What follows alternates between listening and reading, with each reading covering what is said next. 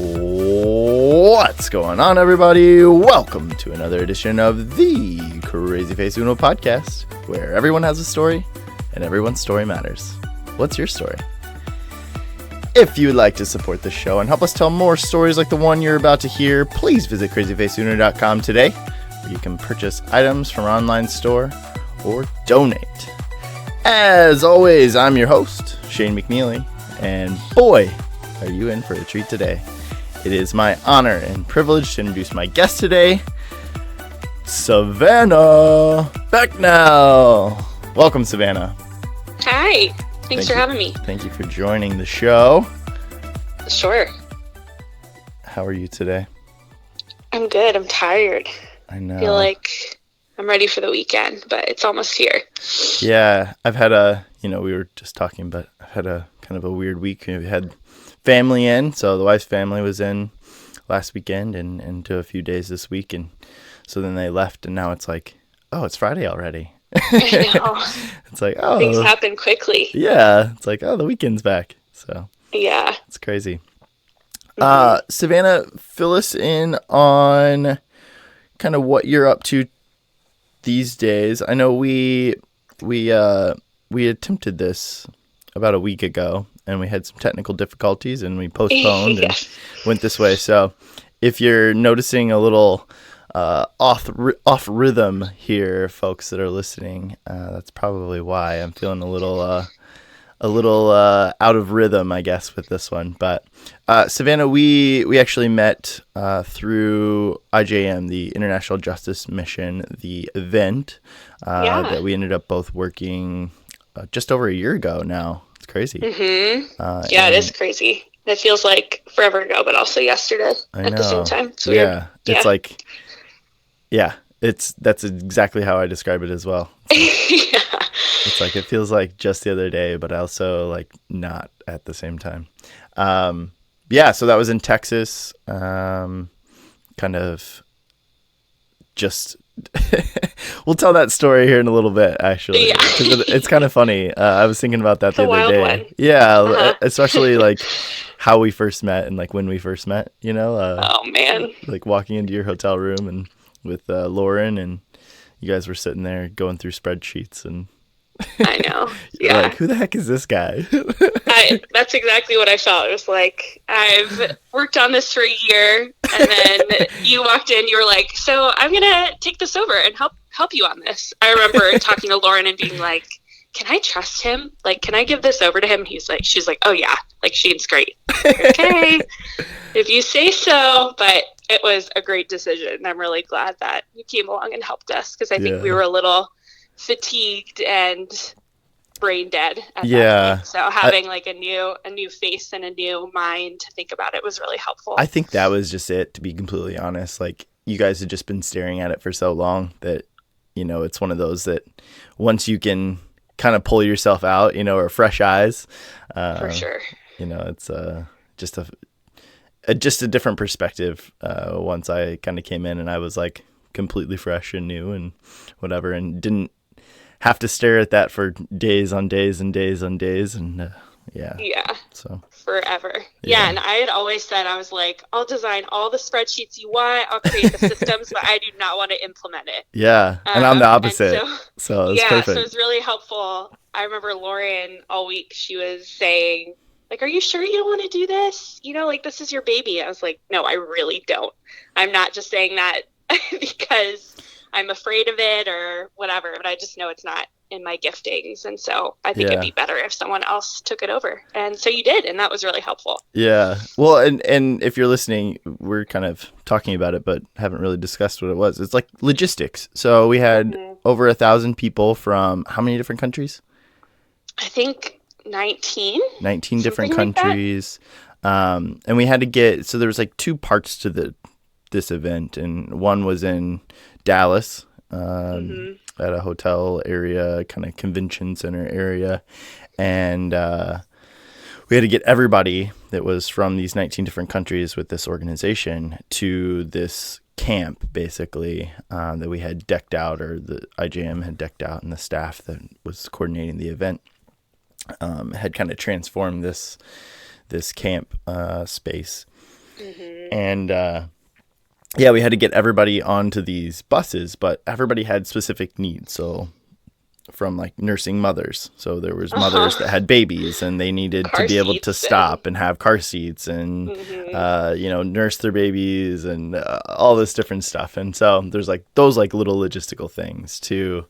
Right. I don't know. Then, we just had to make sure all the teams were there. Like it was a huge security thing. And so some teams weren't there. And so that was really scary. Like we were like, the entire Australia team is not here. How do we even find them and get in contact with them and make sure that they get on a bus? Exactly. And so that was the other part because we didn't want to split up all the groups necessarily. So you want to keep people together. Because some was like people from Thailand who spoke Thai and, like their translators and the people that were with them like needed to be with them so that they could communicate and to the people from the Spanish speaking countries to wherever it was. And it was logistically we ran into a few snags in the beginning. It was funny because I remember at one point in time I was like, we just got to get everybody there. At this point in time it doesn't matter. Like I know it's like success is just getting everybody there at this point in time. It's already a disaster. The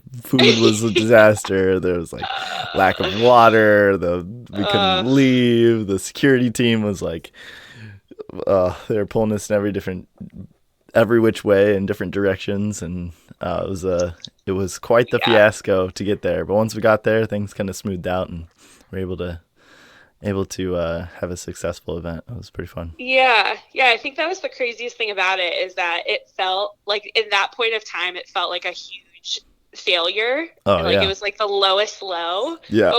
But we got everybody there. And it was fine. Yeah. Like I remember the last people got on the bus and I just like broke down in tears. Yeah. That was so stressful. It was like I just extremely repressed stressful. all this stress and tension for the last like 3 hours that we were putting people on buses, and I just had to let it go a little bit. But it ended up being totally fine. Yeah. Even though it was chaotic and ridiculous. Yeah, even though it was okay. They left 2 hours later or 3 hours later than they were supposed to, and we had like deadlines, so we were trying to get people there on time and these specific things because there was a second part to the event. And so and then there was a bus that broke down on the way. There was all kinds of things. Everything that could have gone wrong pretty much did, but at the end of the day everything worked out and we got everybody there. People were and mad and frustrated. I know.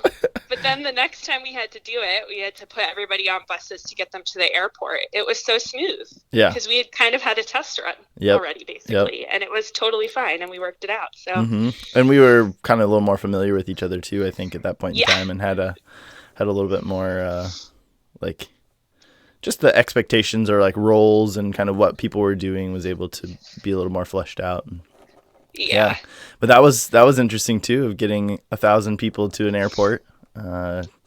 19 different countries, so had to get through customs and get there on time. Like time was very important on that part. On that, that flights at all different times. We had to. I think we were supposed to. The plan was to get them to the airport 4 hours early, just in case anything happened. And so, and that went off without a hitch. I think we woke up at like 3:30 to get the first people on buses, and they had to leave at like 5. Right, that was maybe my mistake.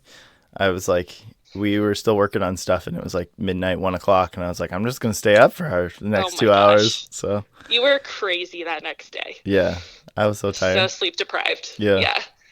So my feet hurt so bad. Those rocks were those ankle rollers out there. So we've seen each other at our worst, basically. And the most chaotic and crazy and stressed. Yeah. So super fun. Yeah, but it was such a good event. It was awesome. It was. Even with everything. So now that we've done that, why don't you fill us in on kind of what you're up to these days? Yeah. So I got involved with IJM because I work for Cru, which is widely known as a college ministry, and so they help empower college students in their faith. But I work for a little branch of Cru called Cru City, and so I actually don't work with any college students, but mostly work with recent grads and young professionals that move to DC and kind of helping them land after their first 2 years of college. So it's a really big transitional time and just a big time in your adult life when you're figuring things out. Yeah. And so I do a lot of coaching and training. And when we first came to DC, we were still kind of figuring out what we were doing. Our team was new. And so Cru loaned me out to IJM for a year, which was really cool. Yeah. So I was getting paid by Cru, but working for IJM, which was really amazing. Yeah. So I'm still working for Cru part-time, and then I walk dogs the rest of my time. That's which awesome. is the greatest job on the planet. Yeah. Yeah. How did you get involved with the dog walking? How did that come about? Yeah. So after the event, I realized that I spend a lot of my time hustling and trying to prove my worth. And Sure. I think with the IJM event, I just worked all the time, and I just felt really insecure in the work I was doing because I'd never done it before. Like I talk to people and lead Bible studies for my job. So organizing an event was very outside of my comfort zone and something really different that I'd never done before. And so I just felt really worn out and really like I always feel this need to be doing something really, really important. And I kind of wanted to pull away from that a little bit. And so I decided I was going to do something fun for the other half of my job. And so Francis, my husband, we hadn't gotten a dog yet, but I was asking probably every day if we could get a dog, and he was not a fan. And so I was just looking at jobs, and dog walking was an easy one. Francis was like, hey, that could be a great kind of way to see if you really want a dog. And so I walked dogs for a couple months, and then we ended up getting a dog after that. So it worked out in my favor. He had his fingers crossed, like, oh, please don't like it. Please don't like it. Yeah, he was like, you're going to see how much work this is. Yeah. But I actually really love it. That's awesome. My wife was similar, Dana, when we were kind of, I don't know, she'd been it, like we both wanted a dog, and I was like, we can like need to have our own place first. We were looking at houses and kind of like looking at buying a house and whatnot. And we both had, I had roommates and rented this house, and she was in an apartment, and it was like, how are we going to do this? Like we're going back and forth all the time. Like it's just logistically, it's a nightmare right now, and it's like, let's just wait till we have a place. And then on top of that, it was like, renting a place is just, there's extra rent and there's extra these extra things. And so I was just like, we're already looking at this. Like, let's just slow down. Like we can get one, but like, let's just get our own place first. So as soon as we had a purchase agreement written up and we're ready, she was like, started sending me, all the dog pics. Yeah, like all adoption like pictures and stuff. And I was like, no, like just wait, like come on, like just wait, like hold off. And eventually she sent me the picture of Chance. It was actually a video on Facebook. It was one of her coworkers had told her about Chance, and I was like, okay, we can check it out. Like, she was like, really? Oh, he's so sweet. Yeah. There's just something about that little guy that I was like, well, okay, this one seems cool. Like, let's check him out. So I know. I love him. I've never met him, but I love him. Yeah, he's the sweetest little guy. Yeah. I was just telling you. So if you're listening, it's funny because you guys don't get to see necessarily how this whole recording process goes, but I'm currently sitting in my bathroom. I have a comforter over the like shower curtain part, so kind of give it a little more. I've got a couple blankets over the door and over the lights just to kind of dampen the sound a little bit. Bathrooms are a little echoey usually, and got some pillows, got everything. I've got a clothes basket on top of the toilet, and I'm sitting in a chair, and there is construction going on outside of our apartment. They're like cutting the cement, and like it's just loud, and I was like, this is not gonna go well. We've already pushed this back 1 week. Like we gotta fix something up. So so he was in here earlier, and I said something to him, and he starts like knocking his tail against the wall. So he's currently not in the studio. Normally he's my little co-host, but not today. Not today. Ford this morning was wild, as usual. And so I exercised him and played with him as best as I could. So I think he's sitting at his place by the front door, and I'm hoping he will stay there. But we'll see. You might hear some barking or like gallivanting during like this. it. So we'll see. I like it. It's all good. He's crazy. Well, Savannah, as we've kind of talked about what you're up to these days. So you're working with Cru. You're walking dogs. You're also a certified Enneagram coach, correct? That's right. Yeah. And so how would you describe, or how would you, tell people if they've probably heard me talk about it, but if they're not familiar with Enneagram, how would you describe it? Yeah. So it's a personality tool. So just like a lot of the ones out there, it helps you understand yourself and grow in self-awareness. Yeah. And so the Enneagram literally means 9 types in Greek. Okay. And so it's 9 different personality types. But what I think is really great about the Enneagram that's different than other personality tools is that it's really holistic. And so sometimes I think the Enneagram has gotten kind of big in culture right now. And so this isn't always a broad understanding of the Enneagram, but the way I understand it is that we're all a little bit of each 9 types. Yeah. And there's just one that we use the most. That's our dominant type. And so Sure. if you think of them all as tools, they're all important and we need them for different jobs. Yeah. But we tend to just pick one up the most. And so you might pick up the hammer the most. But if you're doing plumbing, picking up a hammer is not the appropriate tool for you to use. Sure. And so I think more than anything, it's a relational tool and understanding how other people see the world and what tools they pick up to fix things and how we can learn from each other and learn how other people kind of cope and deal with the world and grow in that.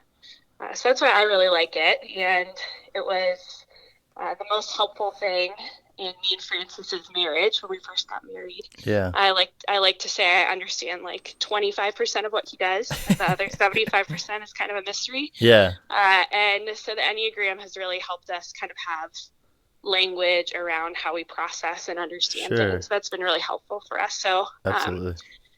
So I got certified as a coach about a year ago, and so I use it a lot in my job through Cru, so in coaching, and I also use it a lot in our church with leadership and other people that are just interested in knowing more about themselves and volunteers and things like that.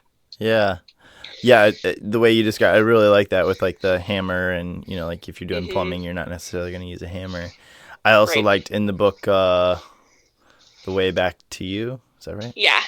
I think it's The Road. The Road, maybe. There it is. The Road Back to You. I always forget. I know. Whatever that name just doesn't stick in my brain. There's another one too that's called The Path Between Us, and so I always confuse them. Yeah. Okay. Yeah, but anyways. I think I've only read The Road Back to You. Yeah. But he talks about, there's 7 billion plus billion people in the world, and you can't just boil people down into just 9 different types, but if you walk into a paint store, you've got the base colors. It's 9, whatever, like Roy G. Biv. You can mix these colors up and you create different shades and different colors. And I really like that example, or how that kind of explained. It's just this meshing of these different types of personalities. And there's one that kind of is the most dominant that kind of sticks out. And right. Yeah. And I identify as a type 1, but if you attach the color blue to ones, there's an infinite amount of shades of blue. Right.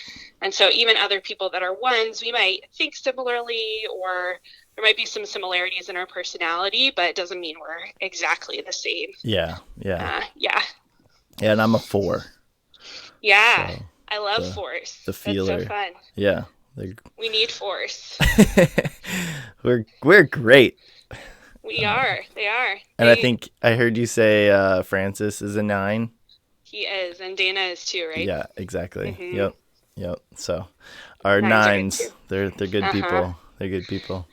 Yeah, they're so flexible, so easy. I know. They have to be with me, so it's it makes sense as to why we found each other. Yeah, totally. Oh. You need some balance to extremeness Yeah. in our personalities. So yeah. To the chaos in my brain. Yeah. Right there with you. Yep. Savannah, if we look back and we go back in time a little bit, I like to kind of, bring people back to childhood and kind of work back to present day. How would you describe your childhood? Yeah, that's a great question. I think everybody kind of thinks their childhood is normal. Like I feel like when I think about it, there doesn't seem to be anything extraordinary about it. Yeah. But You're like, I don't know any different. Right. Yeah. But I did move a lot when I was a kid. And so my parents, before I was born, they were actually in the Peace Corps. And Cool. yes, my mom was a lawyer before that, and she ended up not liking it, and which is a really crappy decision to have to make. Is like, oh, I've been going to school for this forever, but it's really not something I want to do. Yeah. And so she really wanted to help people, and that's why she became a lawyer. But just like a lot of lawyers figured out that it's really hard to help people through being a lawyer. And so her and my dad were like, well, screw this. We're just going to join Peace Corps and kind of quit our jobs and move away. And so we moved to Papua New Guinea, which is near like Australia. And they lived there for a few years. And then my mom ended up getting a job with Peace Corps. And so we lived in Africa for the first 5 years of my life. Wow. And so, yeah. Were you born there?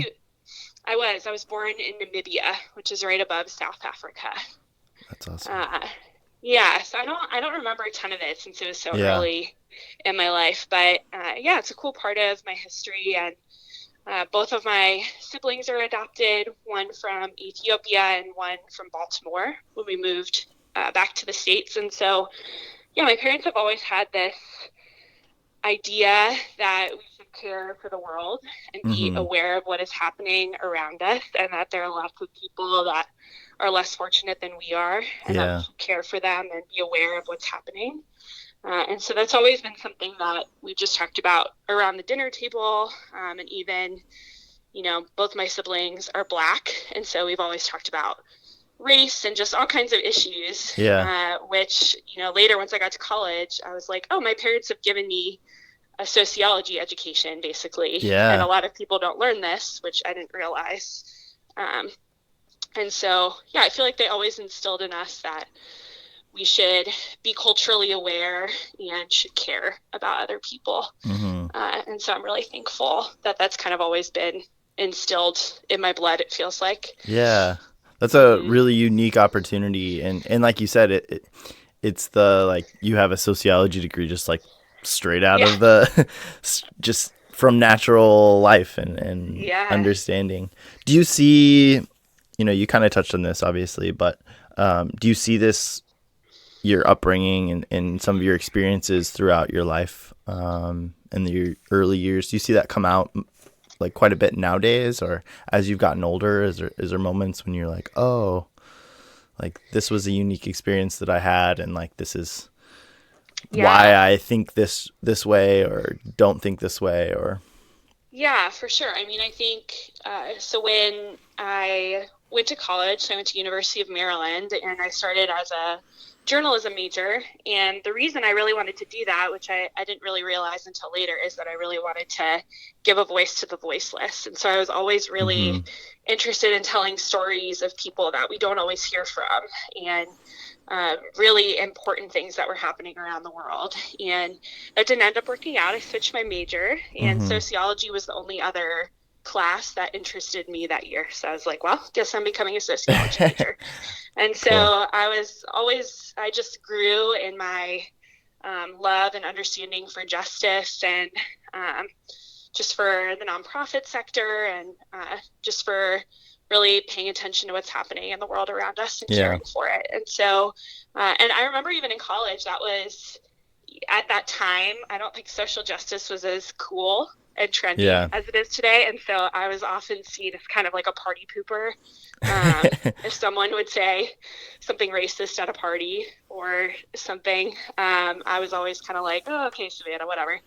Yeah. But that was just how my parents always really addressed things and talked about things with us. And so to Sure. me, it seemed absolutely ridiculous that people would say the things they did, Mm-hmm. or even about the poor or about neighborhoods around us. And I was always shocked by it, and I wasn't afraid to call it out. Yeah. And I think that's definitely still true of me. And that's something that I really care about. And I'm a huge advocate for the church to care about. Yeah. And yeah, so I definitely see it in the work I do today and the things that I prioritize and care about. Absolutely. That's cool. That's really cool. You said you switched majors to sociology. Yeah. What was your major before then? Yeah, it was journalism. Journalism. So I was editor-in-chief of my school paper in high school, mm-hmm. and I was just determined that that was what I was going to do. I loved Gilmore Girls.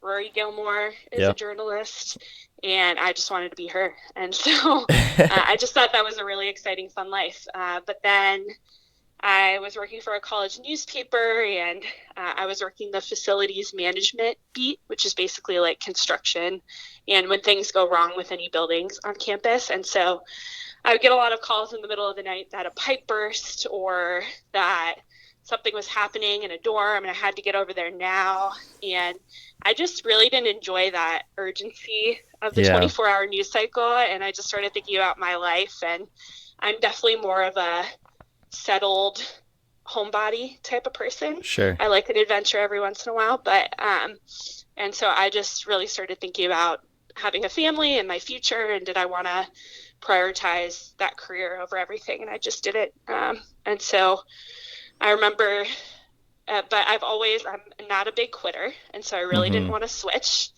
And I remember a friend sitting me down and just saying, "Hey, you're really miserable. Like, I don't think you're enjoying this. I don't think you like how this life is set up."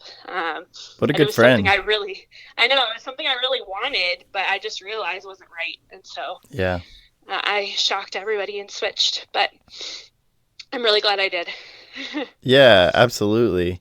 Did you have other interests? Like, did you have other like extracurricular? Were you involved in like sports or band or choir or in high school? That? Yeah, so pretty much anything that showed that I was smart and capable, I would get involved in. So I've always been a big prover, hustler, wanting to show that I can do everything. And so, and so as part of Honor Society and other clubs like that, I took French for 7 years. So I was in French club and did all kinds of trips with them and stuff. And then I worked all through high school too. So I was a busy person. Yeah. Yeah. But I was really into school. Did you have a lot of friends? Were you like, what was like your friend group that you ran around with? Yeah, I feel like I had a mixture of friends, and that it kind of changed as high school moved on. I feel like I started out with a lot of friends, and then as I got kind of into senior year, I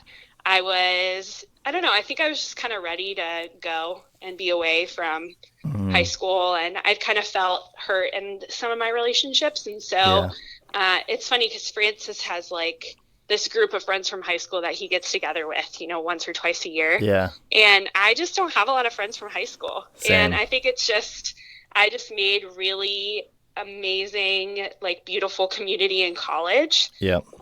And that was what I stuck with. So yeah, I'm the same way. Yeah. I don't know. I feel like high school is just a weird, bitter time for me. And I wasn't my best person. Yeah. And so I don't feel like I was really capable of really good friendships. I don't know. When do you feel like that changed as you got older? Yeah, I feel like my freshman year of college, I feel like I went to University of Maryland, which is not my first choice. It's 20 minutes from home, which is not what I wanted. My parents sat me down and kind of explained to me about student loans, and I was like, okay, I guess I'm going to school in state. Yeah. Which I'm really thankful they did. Yeah. And hindsight's always 20/20. You're like, thank you, mom and dad. Yeah, and it was a great college experience, and it felt like I was far enough from home. Sure. And so, I think my freshman year of school, since I felt like I'd kind of cut all those high school relationships away, and so I was lonely and sad, and I think that was the first time that I really experienced some depression and just kind of figuring out what my life was going to look like. And I was really struggling in my faith and my relationship with Jesus, and if I wanted that to be my own, or if I really believed it, or if it was just something my parents had always taught me. And I got really involved in Cru, which was really great. And I think a lot of people didn't realize that I was not doing well, but I just kind of went hoping that something would happen. Yeah. And I just had a lot of women that really surrounded me and let me ask hard questions and be authentic with them. And that was really, really helpful for me. And it felt like the first time that I could really be myself and be known and understood. Yeah. And it's so I important. think that really changed everything. And I see that time in my life as so transformational and really hard, but just a time where you really have to ask the hard questions and push into, what kind of life do I really want, and what do I want it to look like, and what kind of people do I want to surround myself with. And I feel like in high school you don't really get to ask those questions. It's just kind of like, here you are, and things happen to you and you don't have much control, which is hard. And it's your perspective, it's your focus. It's like, right, I don't know, things start to shift. This is something I've been thinking about a lot lately, is just how, like what I just asked that kind of question, is like, what's the difference between like high school, like brain, and like nowadays brain, and like, what's that evolution look like? And it's maturity, obviously. And like, you're getting older, but it's the like responsibilities just change completely. All of a sudden you're starting to think about the future. You're starting to think about the repercussions of your actions a little bit more. And not that you don't think about those in high school, but they're more like present. They're more like immediate. And, nowadays, if you don't bring in any money, if you don't take care of your responsibilities, it's like you're out on the street. You don't have a place to live. You default on your mortgage, or you don't pay your rent, and the repercussions are just the consequences are so much bigger. Yeah. And I think the freedom of college too really changes everything. I think I've lived a lot of my life like just wanting to be good and just wanting people to think that I was good. Yeah. And I think college was the first time I asked myself, like, what do I really want? And even, that switch from journalism to sociology, like at UMD, journalism is a huge program. It's really competitive, and it's kind of, higher ranked in that way. And so I felt really important excelling in that, and working for the school newspaper was a big deal. And so to give all that up for sociology, which most people don't think is like real or important, was really hard, but it was something that I wanted. And so I feel like I always struggle with kind of making those decisions, as sometimes I want my life to feel really big and important. How do you balance that? I'm like looking myself in the mirror, asking the same question. I know. I go back and forth with that, because I do want to do things that are important, legitimately. Like, that's, I don't think there's anything wrong with wanting that, but at the same time, it's finding that balance of staying humble, staying, I don't know. It's just chasing that. It can't be your focus to be like doing something big. It has to be doing something you care about that leads that direction in some ways. But it's hard to balance that mindset sometimes. And totally. And I think what our culture views as important isn't always what's the most important. And so even like I've had conversations with myself and with friends of like, if I just, love my husband really well and care for my dog for the rest of my life, like that's really important. But I hold myself to such a high standard. That I should be doing all these things and part of all these things. And it doesn't feel like enough. Yeah, it never feels like enough. And I feel like more and more I'm just simplifying and integrating and making things more about just the little things. And maybe one day that will become a big thing. But for now, I'm happy just like doing what I do and caring for people and serving people in the small ways. And then maybe that'll end up being a big thing eventually. But if it doesn't, that's also okay. But it's always hard for me. And you know, like you look back, it's like the small things that make the biggest impact sometimes, and at least have in my life, you know, like the things you think about, like people didn't do things to like have this big impact in my life. Right. They just did them, and they had an impact on my life, not like with the intention to have, you know. And so, I love that. I think that's like important to just to stay present and stay focused on the present day and kind of what you're working on. But, you know, I don't know. Yeah, I don't know. I'm like, it's like, I'm trying to process it myself. So I'm an external processor as well. And so I'm like, I don't even know how to like articulate what's in my brain with that. But yeah, it's a weird balance of life and weird balance of, you know, like wanting, and I think everybody wants to, I think to boil it all down, I think it's purpose, you know? People really want purpose. They want to have this purpose. They want to feel like they have meaning and value. And at least that's for me, you know, like I want purpose. I want value. And I think, you know, one of the big challenges for me, or one of the big struggles in this transition to Florida and this transition for me, and if you've been listening to the podcast for a while, like people have heard this come up several times, but it's been the switch to not being a provider for my family and for my wife. And, you know, I think that that's something that it's challenged me on the core of maybe, I think it's in a great way, you know, I think it's challenged me in a really great way of kind of reevaluating what's important, what my value is, you know, and who I am. Like my value isn't in the things that I provide for my family. My value is in the person that I am and the way that I provide myself to my family and to my wife. And, you know, and she continually reminds me that like, I like when you're happy, when you feel like you've accomplished things, you know, I'm happy. And like, I have to keep that in perspective of, it's like, I don't have to do a bunch of things to make her love me more. I need to be the best version of myself, and she loves me for that. And yeah, that's so good. And I think that is like, I mean, as someone who works primarily with millennials, I know that out of all the most recent generations, that millennials prioritize finding passion and purpose at work over all else, even financial stability. Yeah. And that's a really big difference between, you know, baby boomers who they kind of, you know, worked 9 to 5 and then found their passion and purpose outside of work. And so I think a lot of us are really wrestling with that of what does it look like for our work to be fulfilling, but for us also not to put everything into it, because it can never really fulfill everything you need. Yeah. 100%. Which is a really hard wrestle, but yeah.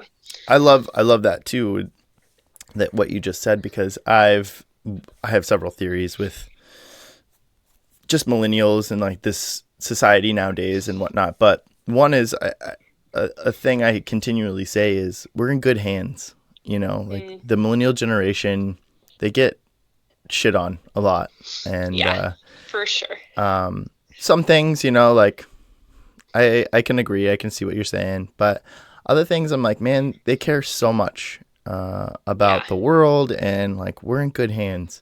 Like the future is going to be bright, you know, like they're going to take care of us. And if there's anything you want, it's going to be them to take care of us someday, and to take care of the world. And they've got such big empathetic hearts, and I think that that's like really important. That's just something that I think is important to humanity. And I think it's just not what's always valued. Yeah. So, there's a shift in value for sure, like in society these days. Yeah, I mean, it's been surprising to me, you know, for Cru, you have to raise support for your salary. So all of my salary is from community. So people give, you know, monthly to pay me to do what I do, which is amazing and crazy. I can't believe people believe in what I do that much. But it's been really interesting to me to talk about millennials with people and how we should serve them and care for them, and the pushback I've gotten on that, because it's kind of like, oh, well, they're entitled and they have everything they need. Yeah. And like, I hear you talking a lot about empowering them and making them feel encouraged, but like, why aren't you calling them out on their stuff?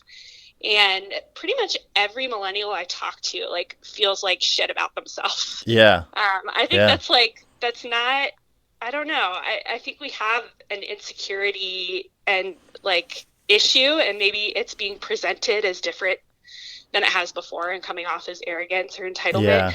Yeah. But yeah, I don't see that in the people I work with. Really? Yeah. And so, yeah, it's just really interesting people's perceptions of different generations. And I think even just the idea that we want to be fulfilled through work is kind of like, okay, work is just a means to an end. Yeah.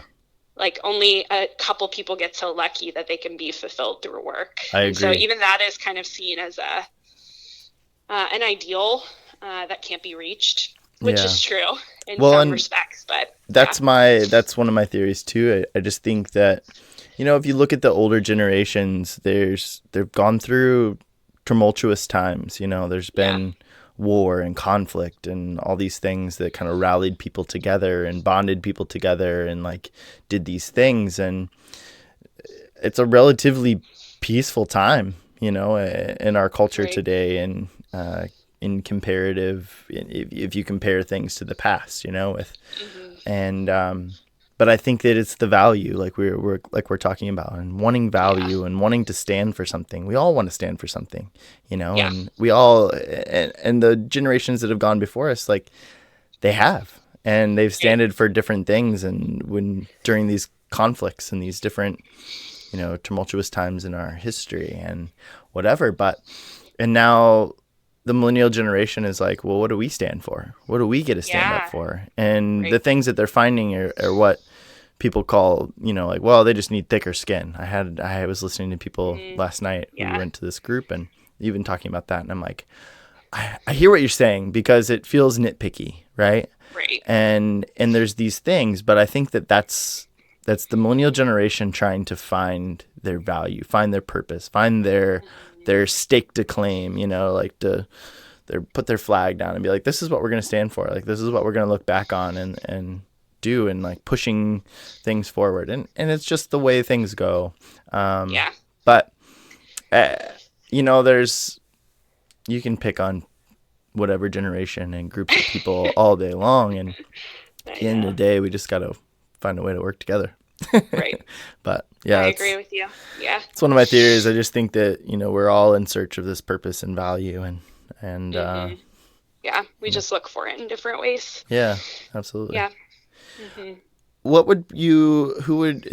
there people growing up, high school, college, whatever it might be, that influenced you, that kind of inspired you, that were maybe heroes, if you want to go that far, in your life?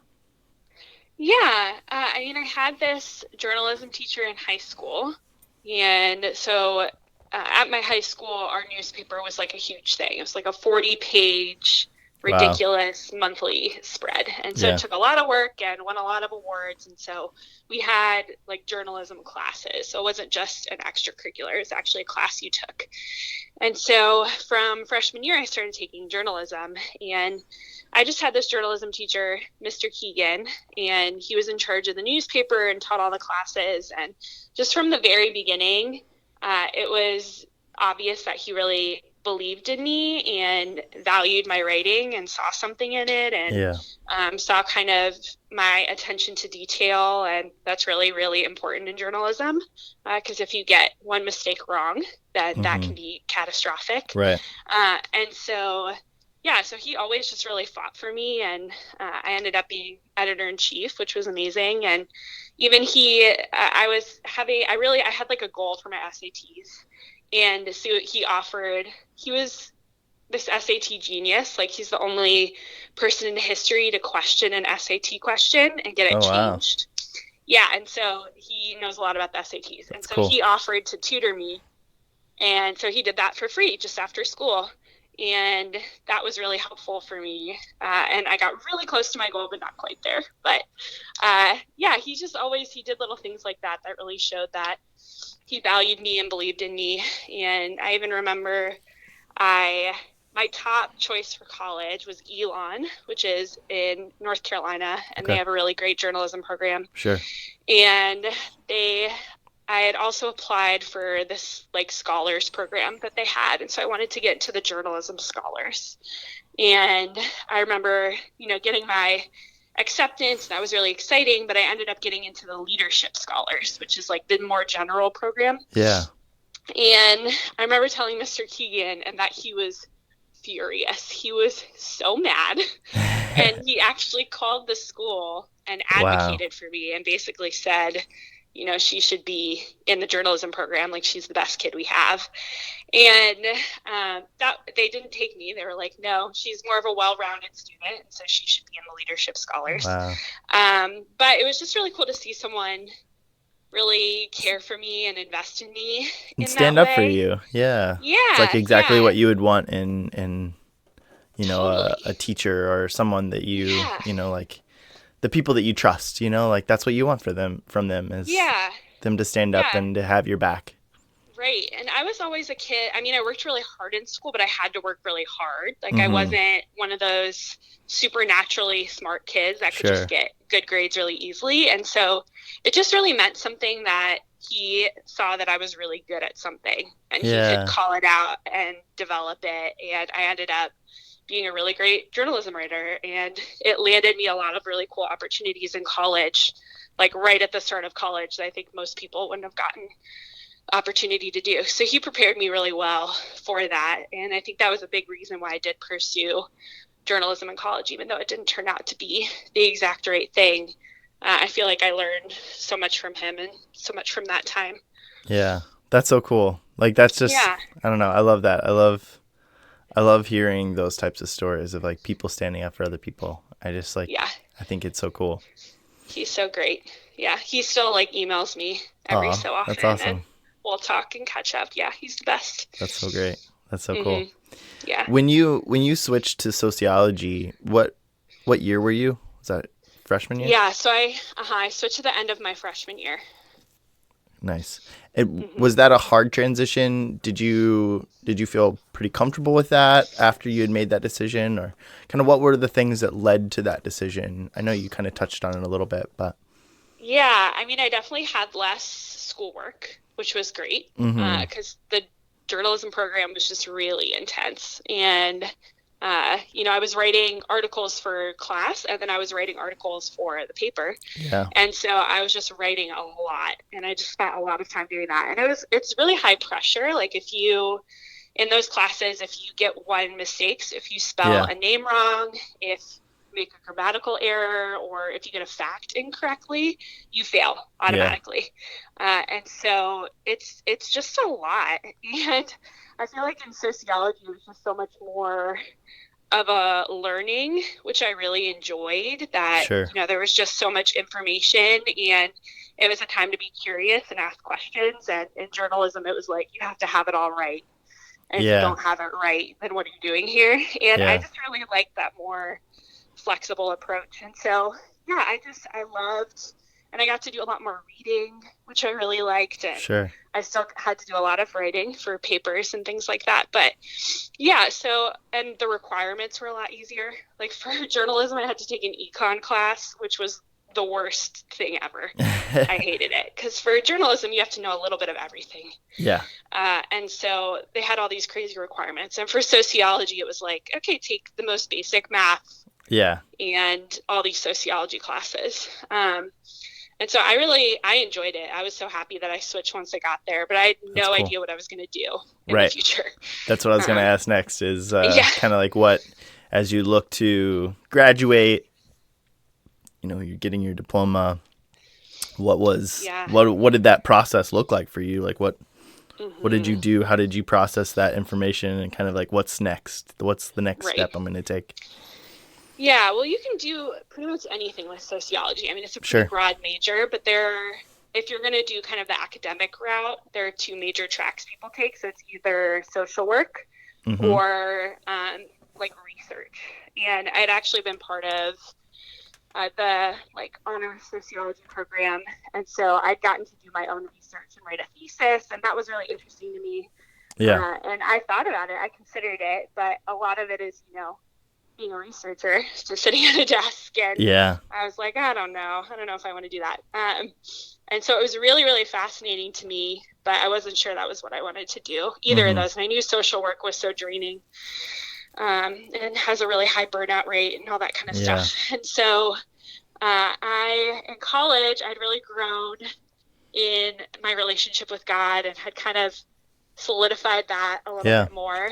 And I was just seeing a lot in the Bible how God also cared about justice and caring for the poor and disenfranchised people. And I didn't see that match a lot in the church I grew up in, or even within Cru that I was involved in. I'd kind of recommend doing a local like service project or something, and it would get shot down pretty quickly. And so people just didn't really seem to care about that. And that was really confusing to me, because that was like the core of my faith and what I understood to be faith. And it's like the main theme throughout the entire Bible. Yeah, that's what I would say. Yeah. People disagree with me on that, and that's fine. But they're wrong. Yeah, and so I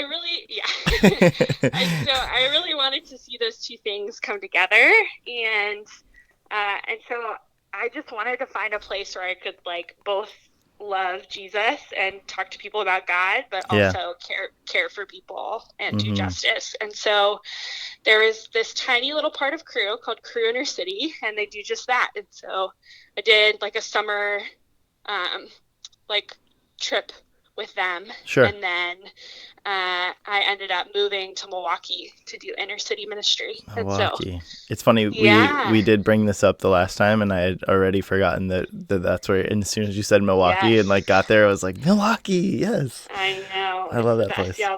Last time we recorded this, me and Shane talked about Milwaukee for like 25 minutes. Yeah. And we needed to move on. Yeah. So yeah. We'll keep it shorter this time, because we know none of you want to hear about Milwaukee. It's such it's the best. It's such a good place. Yeah. I love Milwaukee so much. Yeah. So that ended up just being a really good fit for me right out of college. Awesome. Yeah. What kind of work did you do in Milwaukee? Yeah, so the inner city ministry there is really cool. It's all about empowering local churches to serve their communities better. So I really like that, because a lot of justice work within the church is very white savior-ish, and I'm not a big fan of that. And so I really like the idea that, the churches are the ones that are on the front lines of this work and are caring for the people in their communities and know exactly what's happening in the city. And so we just come alongside them and resource them with whatever they need. And so that looked like, things at Thanksgiving, like Thanksgiving meals to give to their congregation. People could sign up. Also just looked like, creating networks for their pastors to be able to get together and talk to each other. And so I really loved it. I loved being able to experience that kind of work within the church, because I just hadn't really seen it before. I hadn't seen it done in that way. How long did you spend in Milwaukee then? Yeah, I was there for a year. So I was dating Francis then, and we got engaged, and he had a job in Maryland. So I thought I would stay in Milwaukee forever. How did you guys meet? I moved. Yeah, so we met at University of Maryland, and we actually led a Bible study together. So pretty classic Christian romance. That's awesome. Yeah.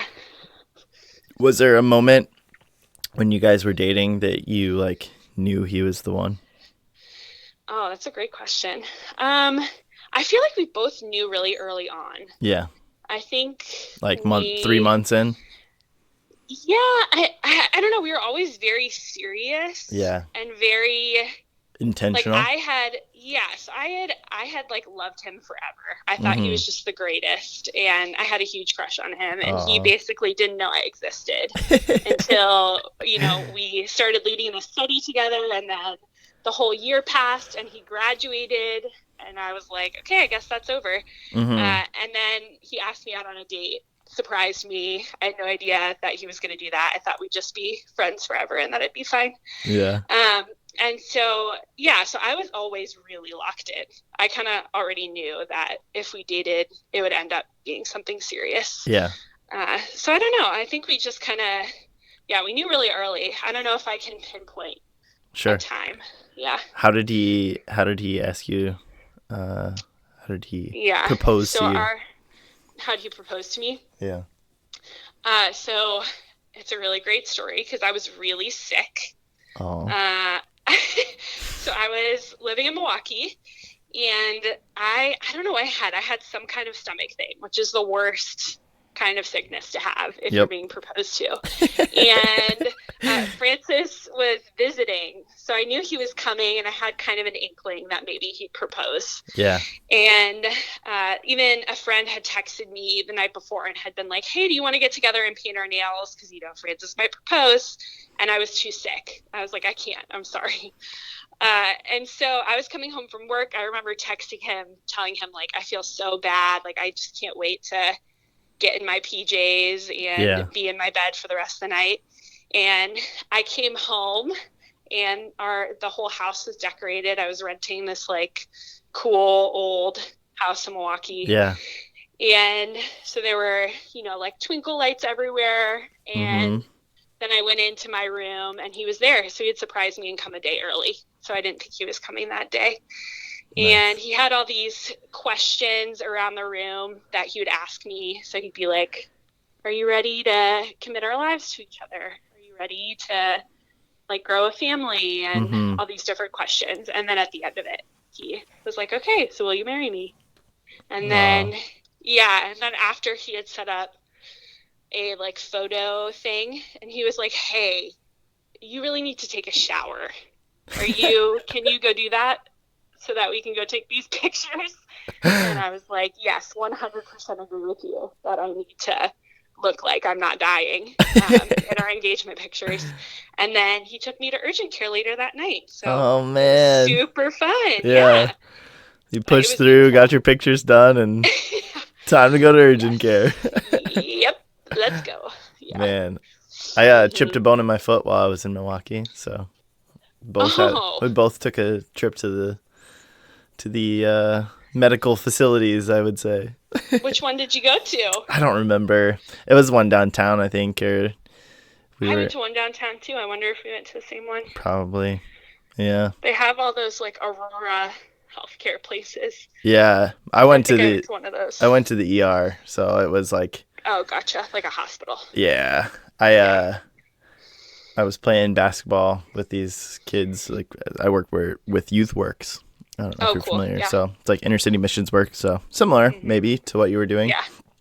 And I was one of the logistics guys with our different teams and whatnot. And I was at one of our sites, and they were playing basketball, and there's like this little 6-foot rim, and they're like dunking the ball. And I was like, what, you think this white boy can't, dunk a basketball? I can't. Oh, no, and you couldn't. Yeah, no, apparently I couldn't. So came down, like, rolled my ankle, and just like a tennis ball underneath my foot, like my ankle. I was like, gotta go instantly. It was just one of those things where I'm like, nope.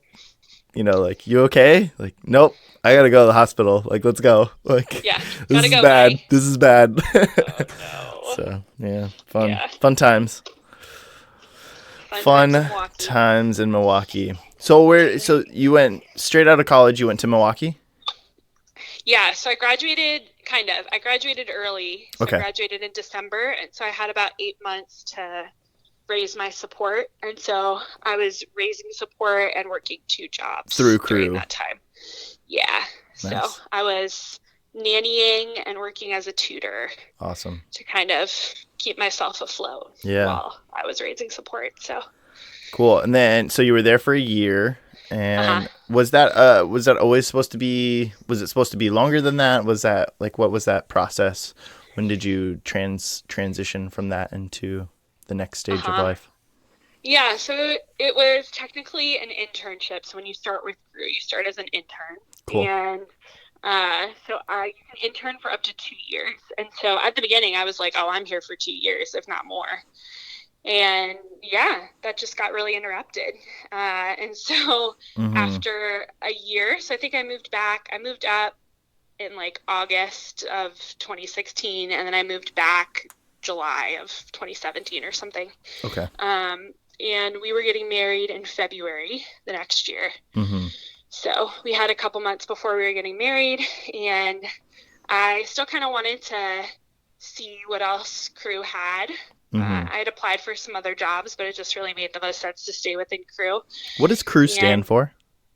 Yeah, so it used to stand for Campus Crusade for Christ, but Okay. like the word crusade is super problematic, so they Yeah. just shortened it. And yeah, so primarily it's like an evangelistic organization. Yeah.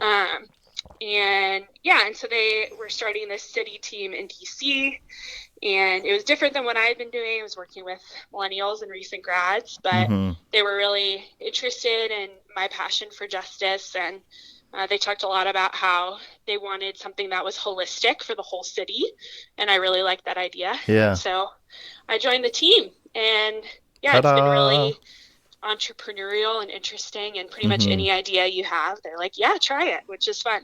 That's awesome. Yeah, and that's where you're at now, in Maryland? Yes. Yeah. And So I work primarily out of DC, but I live in Maryland. Nice. And you're part of a like church plant as well, is that correct? That's right. Yeah. Tell me a little bit about that. Yeah. So when I was in Milwaukee, Francis got involved in this church plant that I actually introduced him to, because the pastor of it was my youth pastor. Okay. So he was transitioning out of his old role of youth pastor and planting this new church. And it's called Element. And I really love it because it's a seeker-friendly church. And so it's a church for people who are questioning or doubting or don't believe in anything. And I really love being part of that kind of community that's flexible and open to people that are struggling, because I think a lot of times the church is not super open to that. And yeah, and so he got really involved in that when I was in Milwaukee and kind of moved up in leadership. And so when I came back, I jumped into it with him. So we've been doing that for me probably about 2 years, and for him about 3 years. Yeah. Nice. I find it, so we've talked a little bit about this, but it's I really like, you mentioned it's a broad range of people, what they believe, don't believe, whatever. Yeah. What, something that I crave, I'm sure I know you've listened to a lot of the podcasts, but I don't really call myself a Christian anymore. It's just not something that I have a lot of those values, right? And a lot of those things. Totally. And one thing that I really miss about the church is the community and the camaraderie that you kind of have, and that it's just an instant, like, community that you have no matter where you go, and so I guess the part that, like, are the people that are coming in, like, what's the draw to get people coming in? Is it just a community oriented thing? Like, is it my classic, like, church idea, like, is you have your worship, you have your music, you have your whatever, then there's like a little sermon, you have this, and then you have these like small groups or whatever you want to do, like there's all these different versions.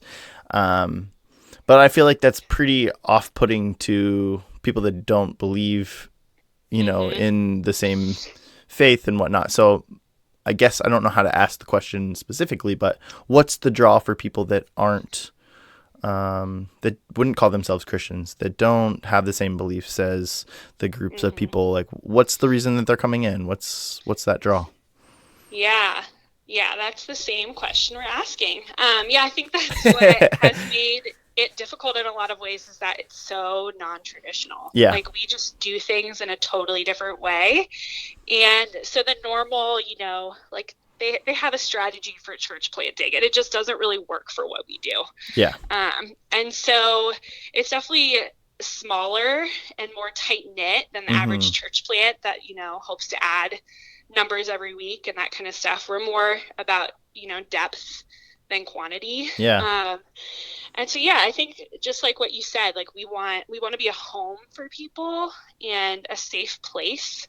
So I think that idea that it's a place where, people who aren't interested or comfortable stepping into a church setting, that they be comfortable stepping in where we are. Yeah. And so we meet in a school, so it definitely doesn't look like a classic church. It's kind of more of a neutral space. We used to meet in a movie theater. And I think just the way that our pastor, the kind of messages we do, like I just gave a message on emotional health. And we just did a series on the Enneagram, and I feel like we really pay attention to what people really want to hear and the real Yeah. problems they're dealing with, and not just kind of like, we're just going to preach through the Bible because that's what people do. Yeah. And so I feel like we're always asking that question, is how do we bring the nun in, which is, you know, the greatest growing like population of people in America, which is people that say they have no religious affiliation. Yeah. Which we think everyone is deeply spiritual, Right. you know? And so how do we help people grow in their spirituality and in their faith, even if the traditional roots like aren't appealing to them? Yeah. So yeah, I love that. Like, I love Shane. I love listening to you talk about that, because I think that's so important. And I think a lot of Christians are really scared to ask those questions. Yeah. Those deep things. Like, I think there's been this idea that if you don't believe the whole Bible, then you're a heretic and you don't believe in anything. Yeah. And Exactly. I think we're really starting to push back against that. And I know my life has changed a lot, and how I think about those things has changed a lot. And so, yeah, I love that you are authentic and real with those things, because I think it's, I don't know, I think people and God want us to be more authentic, and they want us to just like smile and fake it through our whole lives. And for me, which a lot of people do. For me, it's like, that's what I value. That's what I appreciate, you know, and I was a youth ministry major. So, you know, I came into college, I was a nursing major my freshman year, and I got about 6 months into that after my first semester. And I remember being on the phone with my mom, and I was like, I just don't think this is like what I'm going to be doing for the rest of my life, but I don't know what's, you know. She's like, well, that's okay. Like, but you got to figure out what's next. And I was like, and I don't know. And so until I have that confirmation that I'm not, like, this isn't where I'm supposed to be, like, I'm just going to stay in nursing. And, you know, I got to the end of my first year, and it's basically like, you're going to be back an extra year if you're not getting into the nursing program, basically. And I was like, okay, well, that's pretty good confirmation that that's not where I'm going. I don't want to be here any longer than I have to. And so I switched, and I was looking at counseling.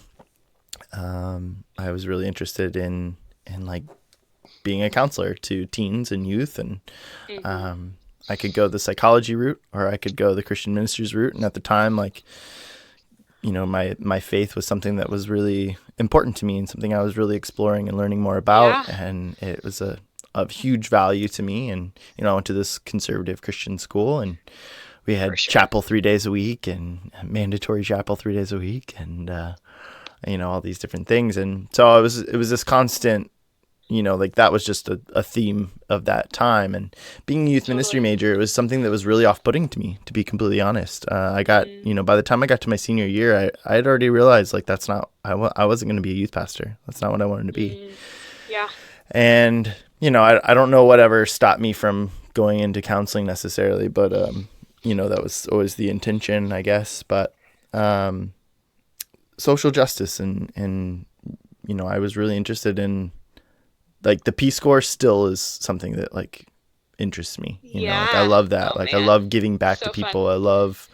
I love that, like, that piece, you know. And my whole senior year, you could see, I want to find my old papers, but I just shifted. My whole shift was towards, literally my senior year, I would say most of my papers were focused around God and the poor and that theme, and just how what a like fundamental core piece of what that was in the Bible, in Old Testament, New Testament.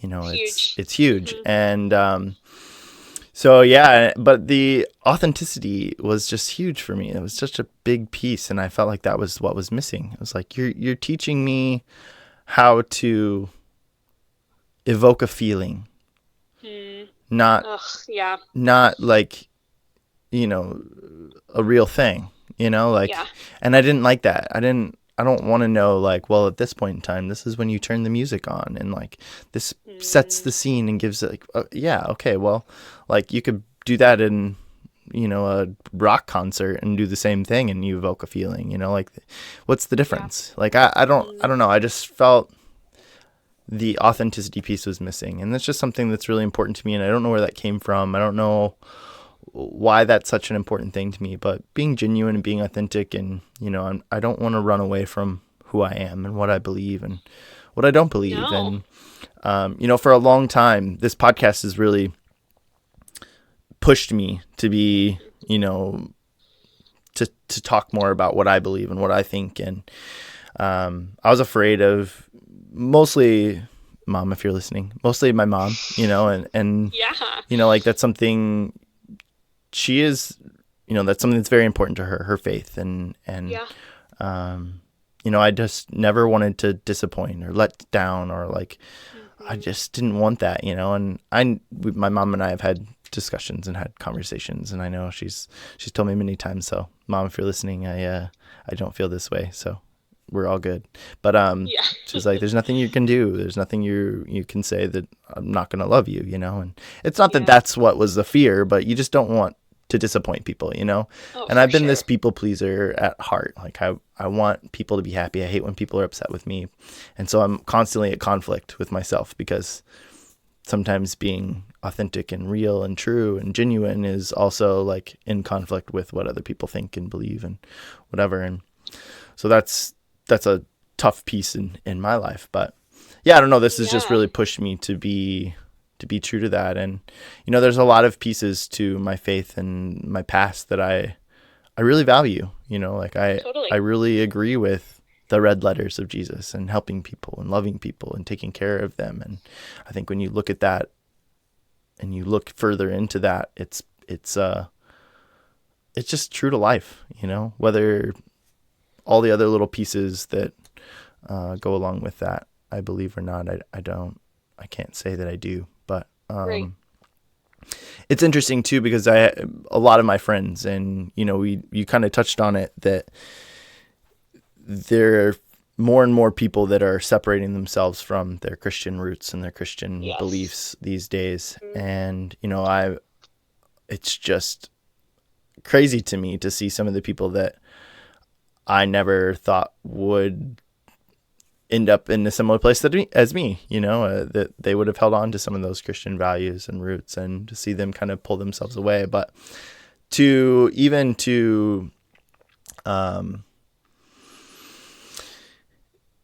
I have one of my best friends. He doesn't not call himself a Christian. It's just like, what do you mean by that? You know, like it comes with so much baggage. And I guess that's what I try to separate myself from. Like, I just don't want the baggage. Like, you have an idea of what I am. And this is my 4 coming out, as you know. But like, you don't know me, you know? Like, this isn't... It's true. Like, I'm not going to fit in your little box. And like, we can have a conversation about faith and religion, and I can respect you for all of the things that you believe. And there's going to be things that I disagree with, and there's going to be things that I do agree with. And I think that's okay. And I appreciate that. Like, that's his question, is like, well, what does that mean? Like, what do you mean by Christian? Because there's a lot of different like versions of that, you know? Totally. Yeah. And I think even within Christians, like the broad diversity that there is like kind of this groupthink mentality. And even at this point in my life, like, I've had a lot of hard things happen over this last year. And my best friend's dad died. And there's just a lot that has happened that's been really hard for me. And I found myself, you know, as a leader at a church, being like, I don't know if God is good. And I think if I would have been part of a different place, that would have been seen as heretical. 100%. I would have been asked to be stepped down, and that, you know, people 100%. would be worried about me and concerned. But I'm wrestling through things, and things are hard, and faith is confusing. But that's real life, you know? Yeah, it's okay, and it's authentic. And I think, like, even I was wondering, you know, I think for a long time I kind of pushed it down and just kind of had this idea of like, well, God is God, so like, why should I question it? Yeah. But that's just not really what I see as real or important or even biblical. And I'm just not really willing to do that anymore. Yeah. And so, I feel like I'm at a place in my life where maybe to a lot of people I look kind of contradictory or confusing, which is fine. You know, and that's just how people are. People are complex, and faith is complex. And so, I think it's really important to kind of to accept that about ourselves and about our relationships with spirituality and God and religion, because it comes with a lot of baggage, and it's deep and weird. Yeah. And that's fine. It's not just like you become one thing and then you believe all the things of it all at once. It's not a destination. It's not. It's a path. It's it's cliche, but it's the journey. It really is. It's like, it's a process. You just can't. Yeah. I don't think that faith and what you believe, and I don't know. I mean, this is the part that's like the fundamental Christian values. This is why I just say like I'm not a Christian. Like, I don't believe that. Like right. I don't participate in church and any faith activities. I don't do any of that. I don't, like, once saved, always saved, these types of things. Like, I'm not interested. Don't care. Yeah. Like heaven, hell, just don't care. I'm not interested. Right. Mm-hmm. Like, I'm interested in like living and that process, and being, again, true to myself and trying to be the best version of myself that I can be, and to help people along the way. Man, I make mistakes every day. I can be a real asshole sometimes, and like I like struggle with that, and I want to be a good person. I do. And I'm constantly working at being the best version of myself, and I'm not going to be perfect every day, and that's okay. But I don't know. It's just, I don't. It's a lot. It is a lot, and there's so much to unpack and so much to like talk about. But there's just, I don't know. I'm more focused on that, and just trying to be the best version of myself and help people along the way, and to love other people as well. And I think that at the end of the day, if that's not good enough, then I'm not good enough, and that's okay. And I've accepted that, but I don't believe that necessarily. You know what I mean? Like, totally. I just think I get that, where you're coming from, for sure. Yeah. So I don't know. Yeah, it's interesting. What, anyways. yeah. Now that we've got that tangent out of the way. I love it. I could talk about that kind of thing. So important. Yeah. I love talking about it. I really do. And, there's a lot of things. It's just a theme that keeps coming up, but I think it's a theme that, a lot of people wrestle with and struggle with and whatnot. But, as you look into, current day and kind of where you're at, when you look back on your life, is there anything you would do different?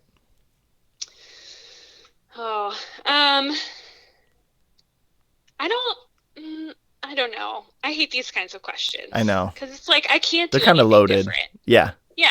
You know what I mean? Like, I can't change anything, and I can't control anything. Yeah. So I think maybe subconsciously I wish I could change things. And I think that is something that I'm kind of working through right now, is that my life feels really different than I thought it would at this point, and that feels really hard for me. And I can't really pinpoint what it is that I wish was different, but it feels like my expectations haven't been met, and I tend to have this really formulaic view of life, and I think that is from my Southern Baptist roots of if you obey and do good things, like, good will come to you. And that has not been true of my life. And so I think I'm really I'm wrestling through a lot of those things and struggling through how does life actually work? And can I be okay with where I am, even though it doesn't look exactly as I thought it would, or maybe the future feels harder than I thought it would.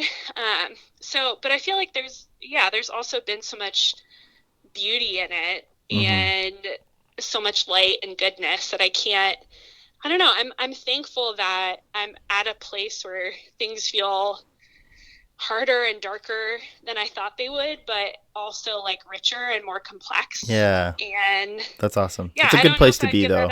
I don't know, but there have been a lot of really shitty things that have happened that I wish didn't happen, but they did. So how do I learn how to cope with those and kind of deal with those those open wounds that might be open forever.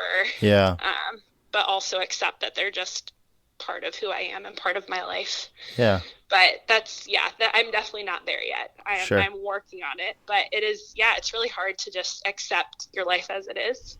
I hear you. Well, let's flip that question. What are you most proud of to date?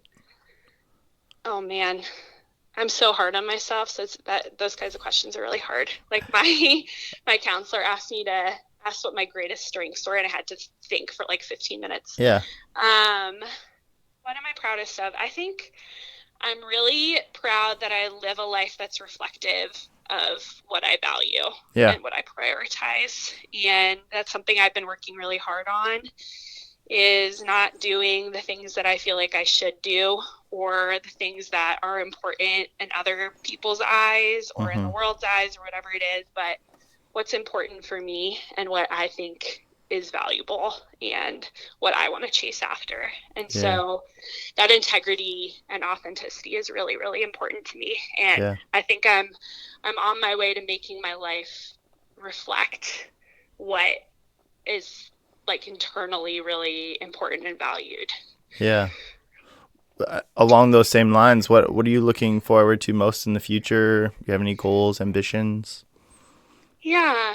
I'm not a super future-oriented person. Sure. I don't think about the future very much, but I feel like with Francis, I mean, we've been married for 2 years, and so I think we're just really excited for our future together, and we've been saving for a house, and, you know, we're just starting to think about our family and what that's going to look like, and having Ford has been really fun, and so I'm just really excited to have those experiences with him and know that he'll be by me even in all the highs and lows and craziness of life. So yeah, that's awesome. Yeah.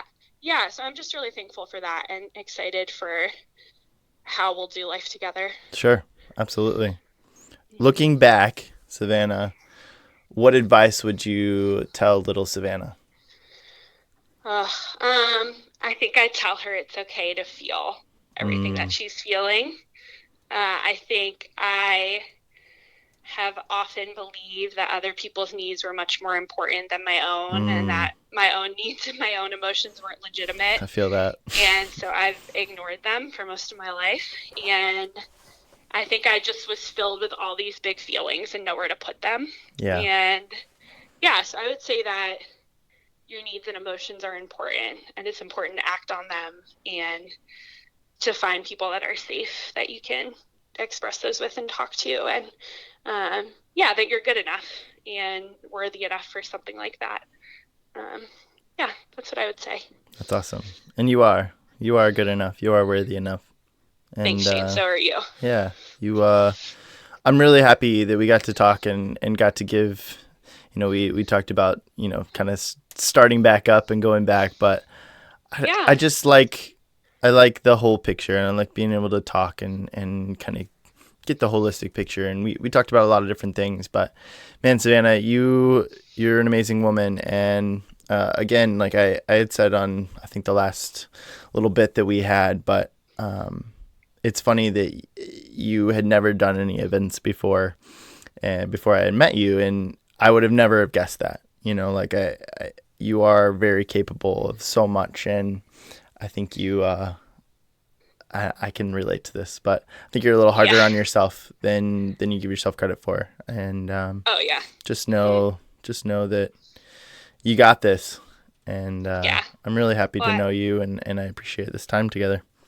Yeah, well, I really appreciate that, because that is super shocking for me to hear, because I felt like I was the most insecure, incapable person on that project. But I'm glad I was able to do it. And absolutely. I think that, you're always a little bit stronger than you think you are. Absolutely.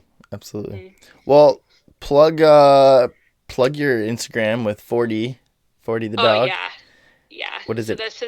This has been something that I've incorporated into my life that is just fun and stupid. It's awesome. I don't let myself do a lot of those things. But yeah, my dog has an Instagram, and he is a literal model for a bandana company, which is super fun. Yeah, he's so cute. You got the best pictures too. You always have such good pictures. Thanks, that's so nice. Yeah, I love it, and I get to use my writing skills on all those captions, which is really fun. But yeah, it's 40 the dog. At 40 the dog. I'll tag it on the post, so fun. Get you some That's traction. So nice. I appreciate it. Yeah. Anything else? Any advice you want to give to anybody, or any thoughts you want to say before we close things out? I don't think so. I feel like I've said all the thoughts I've ever had. So. Awesome. That's awesome. Well, thank you again. Thank you so much. It's really been great to talk to you. Yeah, thanks so much, Dean. Thanks for coming on the show, and thank you everyone for listening. I really do appreciate it. I say it again and again, but I really do believe that everyone has a story and that everyone's story matters. So thank you for listening, and thank you for being a part of this journey and sharing, listening to this story and being a part of this process. I really appreciate it. If you enjoyed the show today, visit us on Facebook and Instagram. You can you can share our posts, you can comment. If you want to go above and beyond, please do share the CrazyFaceUno Podcast with your friends and family, or just random strangers on the street. We're welcome to everyone. Once again, please visit CrazyFaceUno.com. There you can buy our merchandise or donate, whatever you feel comfortable doing. Your contributions help us share more stories like Savannah's and stories just like yours. Thanks again for listening. I love you all. Peace!